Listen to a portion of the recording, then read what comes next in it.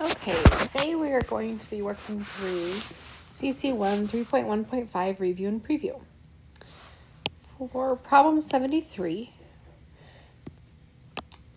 we're in this lesson, so today in class, you looked for ways to convert between equivalent forms of fractions, decimals, and percents.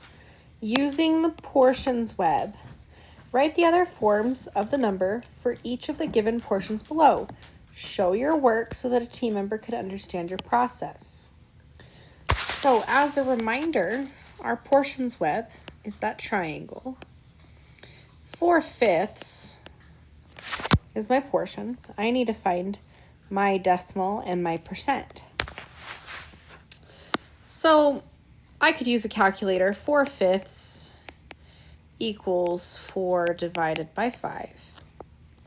Or I could take 4/5 and turn it into an equivalent fraction out of 100 to get my percent.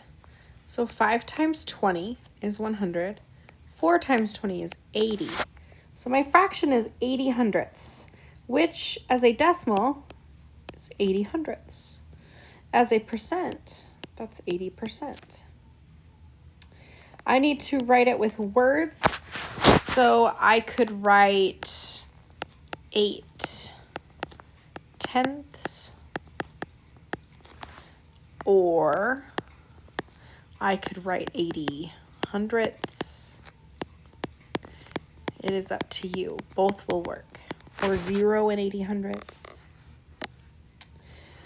Part B, again, I'm working with a portions web, so I have my decimal. What I know is from class that I multiply my decimal by 100, so my decimal point moves 2 places to give me my percent. So my percent is 30%, and my fraction is 30 out of 100. For part C, 85% is what I'm given. I forgot to write part B in words, so it would be 3/10 is one possibility. Okay, moving back to 85% for part C. If for part B, I multiplied by 100 to go from a decimal to a percent, to go from a percent to a decimal, I'm going to go and divide by 100. So move my decimal 2 places to the left, which gives me 85 hundredths, which as a fraction is 85 hundredths. In words, I can write this as 8/10 and 5 hundredths.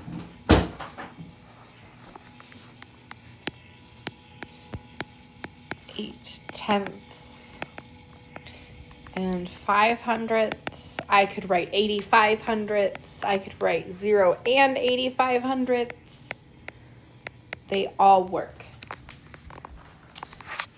Okay, moving to part D.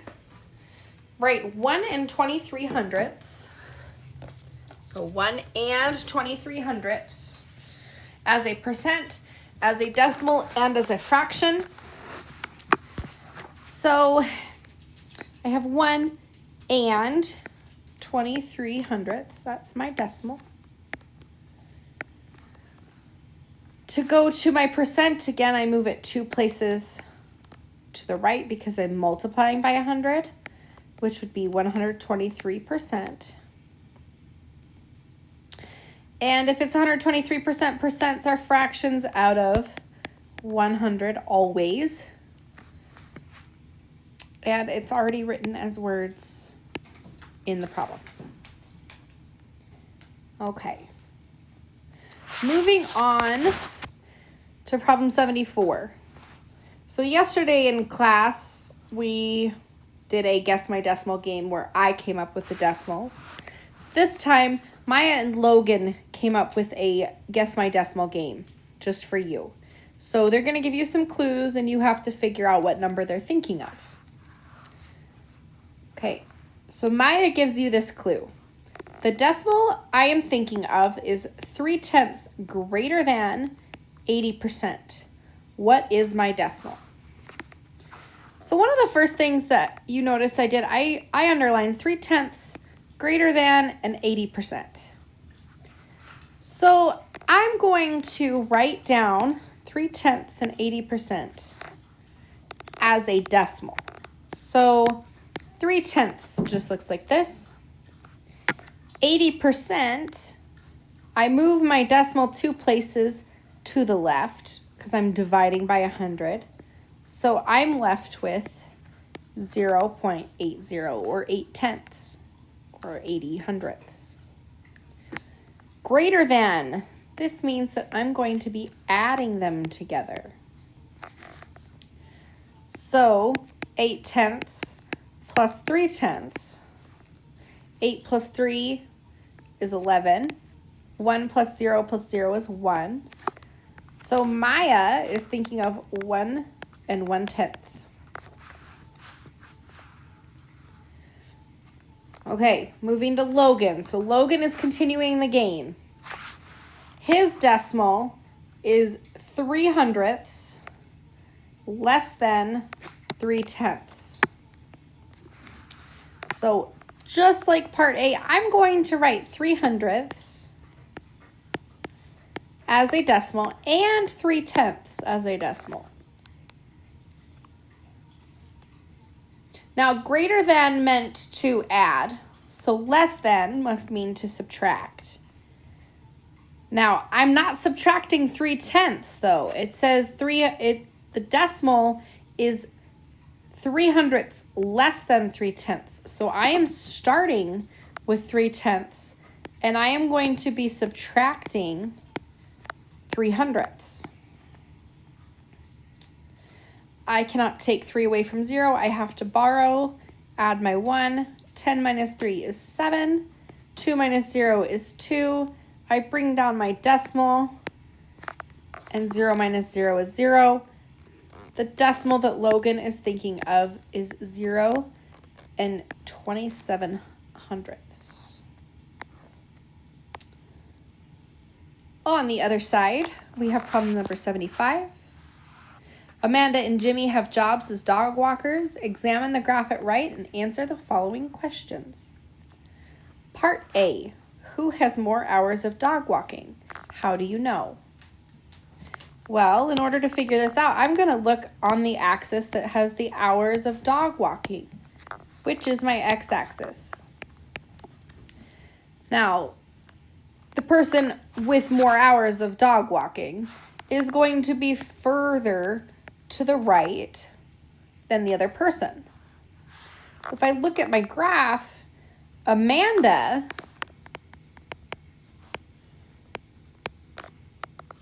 has more hours. And how do I know? I know because she is further to the right on the graph. Okay, now part B, who has earned the least amount of money? How do you know? So for this one, I'm going to look at my dollars earned. That's my up and down. And you'll notice that it counts from 10 to 20 to 30 to 40. Well, the person that's lower is going to earn less money.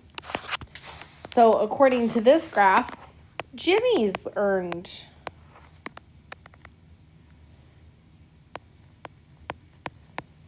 less money because he is further down on the graph.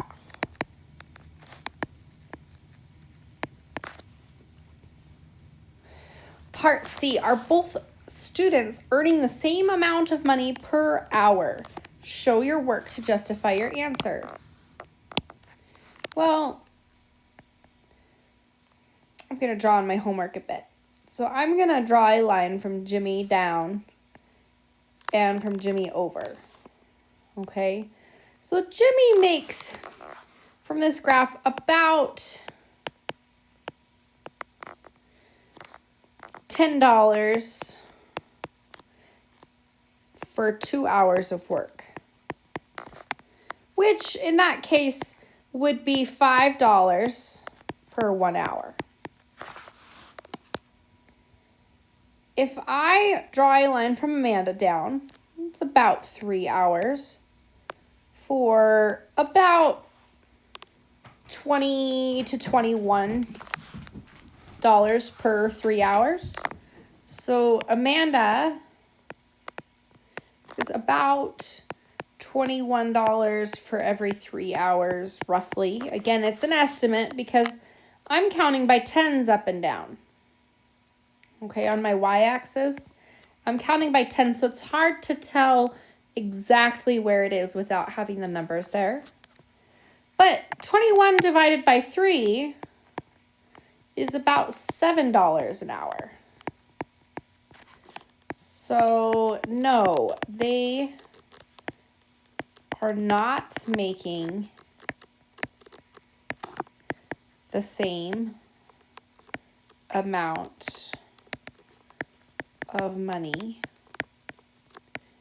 per hour. Problem 76. This one's going to be more guess and check, so I'm not going to work through it completely. But I will throw out some ideas, and you're going to have to see if you can find something with the greater sum. And is there more than one possibility? And what is the greatest sum? So, for example, I could pick maybe 651, so 6, 5, and 1, and 32, and add it together and make it's 683. That could be the greatest sum. I am not sure.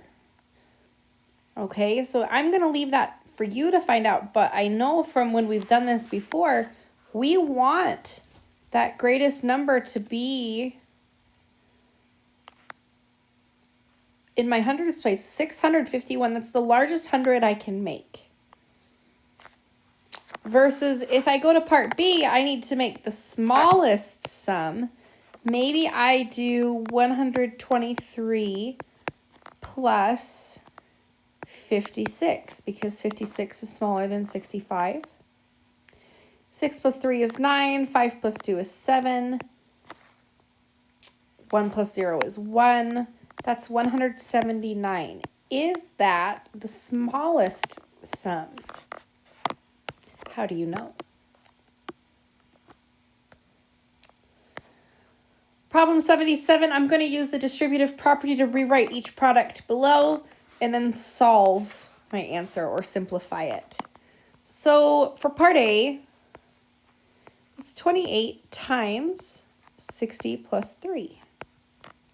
And then according to the distributive property, I can do 28 times 60 and 28 times 3. So 28 times 6. 6 times 8 is 42.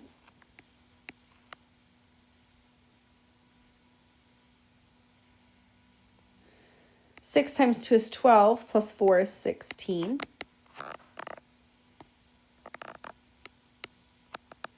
So 28 times 6 is 162, and I put my 0, plus 28 times 3. 8 times 3 is 24. 3 times 2 is 6, plus 2 is 8, plus 84. 1,620 plus 84 is 1,704.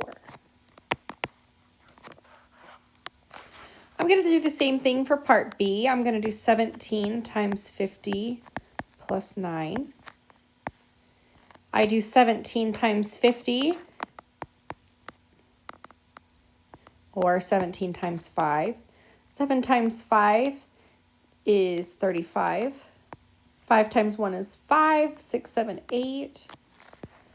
So it's 850 plus 17 times 9. 9 times 7 is 63. 9 times 1 is 9, plus 6 is 15. 850 plus 153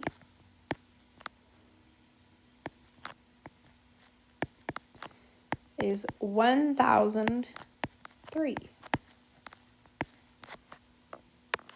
The last one, part C, I'm going to take my 15 and I'm actually going to multiply it by 400 plus 50 plus 8. I rearranged it. It's multiplication. It doesn't matter which order I multiply. My first number is 15 times 4, or 400. I'm going to put in my zeros later to make it easier for myself. 5 times 4 is 20. 4 times 1 is 4, plus 2 is 6. So this is 6,000, because I have to add 2 zeros.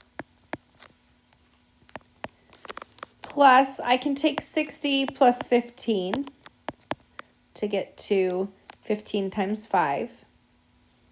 It's 75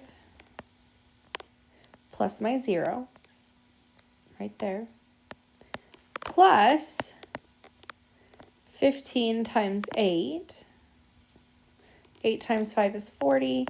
8 plus 4 is 12. And then I add them all together. So I have 6,000 plus 750 plus 120. 0 plus 0 plus 0 is 0. 5 plus 2 is 7. 7 plus 1 is 8. 6 plus 0 is 6. So my answer is 6,870. For problem 77, you could have used a generic rectangle to help you. Okay, that was our last step before we dropped the generic rectangle. So you are more than welcome to use that generic rectangle to help you if you need it. As always, if you have any questions, please don't hesitate to ask.